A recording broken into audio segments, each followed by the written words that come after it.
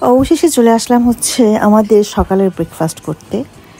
Swedish breakfast, Swedish কুইজিনের যে ব্রেকফাস্টগুলো হয় সেই ব্রেকফাস্টগুলো করতে আসছি।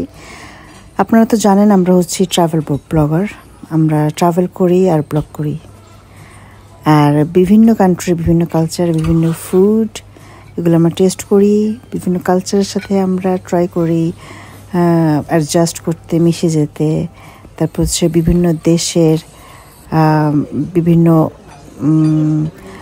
এক্সপেরিয়েন্সগুলো, অভিজ্ঞতাগুলো আমরা নেই। তারপর এখানকার সমস্ত সংস্কৃতিগুলোর সাথে আমরা ডেফিনেটলি মিশে যাওয়ার চেষ্টা করি। তো আমরা হচ্ছে এখন ব্রেকফাস্ট করতে আসছি, আর এই হচ্ছে স্ক্যান্ডিনেভিয়ান ব্রেকফাস্ট। নরওয়ের মতো, আইসল্যান্ডের মতো এটাও একটা স্ক্যান্ডিনেভিয়ান কান্ট্রি, আর এখানে আমরা আসছি হচ্ছে ব্রেকফাস্ট করার জন্য। আর এই হচ্ছে আমাদের হোটেলটার ইনসাইড। আমার হাজব্যান্ড এখন বানাচ্ছে হচ্ছে পাই হোটেলের ভিতরেই, মানে কারো যদি পাই খেতে ইচ্ছে করে, ওদের পাইগুলো হচ্ছে ডিফারেন্ট। সো এই পাই বানাচ্ছে আমার হাজব্যান্ড, যার চারটা তাড়াতাড়ি করে নিতে হয়। তো এখানে 4টা আমার হাজব্যান্ড বানাচ্ছে। বানানোর পরে আমরা দেখবো পাইগুলো কীরকম হয়, মানে পিঠা যাকে বলে, হ্যাঁ, সুইট টাইপের, বেশ খেতেও সুস্বাদু। আর এই হচ্ছে পায়ের সিস্টেম, কীভাবে বানাচ্ছে। কয় মিনিটের জন্য? 2 মিনিট।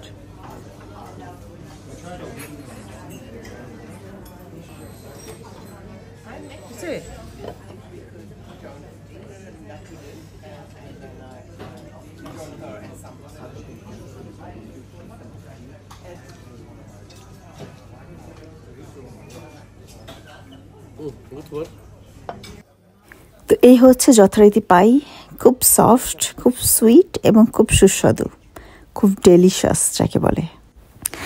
এটা কিন্তু প্যানকেকও বলে, এটা হচ্ছে মেনলি হচ্ছে প্যানকেক পিঠা।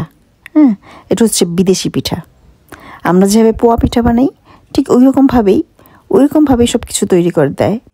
আমরা যেমন পোয়া পিঠাকে তেলে ভেজে তারপরে বানাই, বাট এটা আবার সেরকম না।